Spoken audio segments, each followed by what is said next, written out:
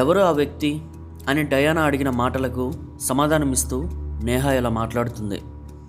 అతని వయసు సుమారు 60 సంవత్సరాలు. అతని పేరు ఆరుద్ర. అతను ఒక మెటీరియాలజిస్ట్, అంటే వాతావరణ శాస్త్రవేత్త. అతన్ని మీట్ అయితే మన డౌట్స్ అన్నీ క్లియర్ అవుతాయి అని నేహా చెప్తుంది. అయితే మనం వెంటనే అతన్ని మీట్ అవ్వాలి అని డయానా నేహాతో చెప్తుంది. వాళ్ళిద్దరూ కలిసి అతన్ని కలవడానికి ఒక ఆఫీస్ దగ్గరికి వెళ్తారు. ఆ ఆఫీస్ మొత్తం ఆరుద్ర గారి అండర్లోనే ఉంటుంది. నేహా మరియు డయానా అతని రూమ్ లోపలికి వెళ్ళిన తర్వాత ఆ రూమ్లో చాలా రకాల జంతువులను, మొక్కలను, అలాగే వేరువేరు ప్రపంచంలో నుంచి తీసుకొచ్చిన మట్టిని సీసాల్లో ఉంచడం వాళ్ళు గమనిస్తారు. ఇంతలో ఆరుద్ర గారు అతని పనిలో బిజీగా ఉంటారు. వాళ్ళు వచ్చిన విషయం గమనించి, ఏం కావాలమ్మా మీకు అని అడుగుతారు. ఆ మాటలు విన్న నేహా అండ్ డయానా అతనికి జరిగిన విషయం మొత్తం చెప్తారు. అది విన్న తర్వాత ఆరుద్ర గారు వెంటనే లేచి నిల్చొని అతని ఎదురుగా ఉన్న చైర్ మొత్తం బాగా క్లీన్ చేసి డయానాని ఆ చైర్లో కూర్చోబెట్టి అక్కడ ఉన్న వాటర్ని గ్లాసులో వేసి డయానాకి ఇస్తారు. అమ్మా డయానా, నీకు ఇంకేమైనా కావాలా అమ్మా అని అడుగుతారు. ఇదంతా చూస్తున్న డయానాకి అలాగే నేహాకి ఏం అర్థం కాదు. డయానా అతనితో మాట్లాడుతూ ఇలా అంటుంది, సార్, ఎందుకు సార్ ఇవన్నీ చేస్తున్నారు? నాకేం అర్థం కావడం లేదు అని డయానా అంటుంది. వెంటనే ఆరుద్ర గారు మాట్లాడుతూ ఇలా అంటారు, నన్ను క్షమించమ్మా. నిన్ను చూస్తున్న ఆనందంలో ఏం చేయాలో తెలియడం లేదు. నువ్వు మాత్రం అస్సలు కంగారు పడకు తల్లి, చాలా రిలాక్స్గా ఉండాలి, సరేనా అని ఆరుద్ర గారు అంటారు. ఆ మాటలకు డయానా సరే సార్ కానీ అని అంటుంది. నువ్వేం కంగారు పడకు తల్లి, నేను ప్రతిదీ నీకు వివరంగా చెప్తాను అని ఆరుద్ర గారు ఒక బుక్ తీసుకొస్తారు. ఆ బుక్లో కొన్ని పేజెస్ ఓపెన్ చేసి మరలా దాన్ని క్లోజ్ చేసేస్తారు. అప్పుడు డయానాకి తన చుట్టూ ఉన్న ఆ జంతువులు, మొక్కలను చూపిస్తారు. ఇవన్నీ మన భూమి మీద పుట్టి పెరుగుతున్న వివిధ రకాలైన జీవజాతులు. ఇవి మాత్రమే కాదు, మొత్తం మన భూమి మీద 8.7 మిలియన్ జాతుల జంతువులు మరియు మొక్కలు ఉన్నాయని అందరు సైంటిస్ట్ అంచనా వేశారు. కానీ ఇప్పటి వరకు 1.2 మిలియన్ జాతులు మాత్రమే గుర్తించబడ్డాయి, మన మనుషులతో సహా. ఈ భూమి మీద పడే వర్షం కానీ, చలికాలంలో కురిసే మంచు కానీ, ఓజోన్ పొరని దాటి వచ్చే సూర్యకిరణాలు కానీ, మన చుట్టూ ఉండే గాలి వేగం కానీ ఇప్పటి వరకు ఏ ఒక్కరూ కంట్రోల్ చేయలేకపోయారు. కానీ వీటన్నింటినీ నువ్వు కంట్రోల్ చేయగలవు. సింపుల్గా చెప్పాలంటే నీ కనుచూపు మేర ఉండే ఈ భూమి యొక్క వాతావరణం నీ ఆధీనంలోనే ఉంటుంది.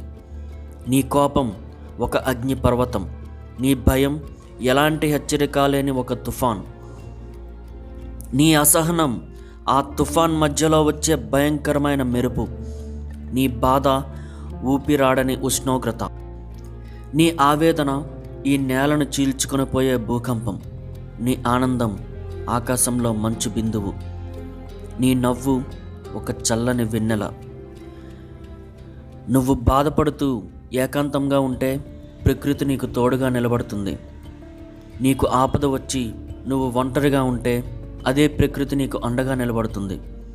నువ్వు చిన్నప్పటి నుంచి అనాథలా బ్రతికావు అని నువ్వు అనుకుంటున్నావు, కానీ ప్రకృతి నీకు ప్రతి క్షణం తోడుగానే ఉంది అని ఆరుద్ర గారు డయానాతో చెప్తారు. ఆ మాటలు విన్న డయానాకి ఏం మాట్లాడాలో కూడా అర్థం కాదు. అప్పుడు తను చిన్నప్పటి నుంచి జరిగిన ప్రతి విషయం గుర్తు చేసుకుంటుంది.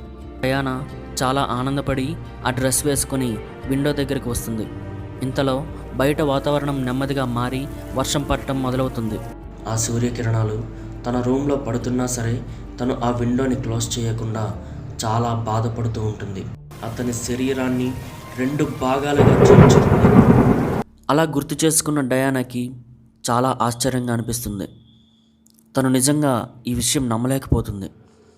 అప్పుడు ఆరుద్ర గారితో మాట్లాడుతూ ఇలా అంటుంది, కానీ సార్, నా చిన్నప్పటి నుంచి ఇలా మంచు కురవడం మాత్రం ఇదే మొదటిసారి. అదెలా జరిగింది అని డయానా అడుగుతుంది. అప్పుడు ఆరుద్ర గారు నవ్వి, నువ్వు ఎవరినైనా లవ్ చేస్తున్నావా అని అడుగుతారు. ఆ మాట వినగానే డయానా తన ఫ్రెండ్ నేహ వైపు చూస్తుంది.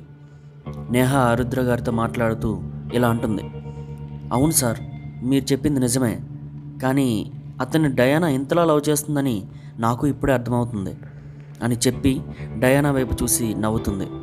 అప్పుడు డయానా కూడా తల కిందకి దించుకొని సిగ్గుపడుతుంది.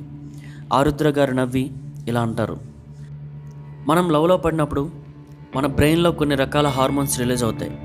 ఆ సమయంలో మన ఆనందం ఇంకాస్త రెట్టింపు అవుతుంది.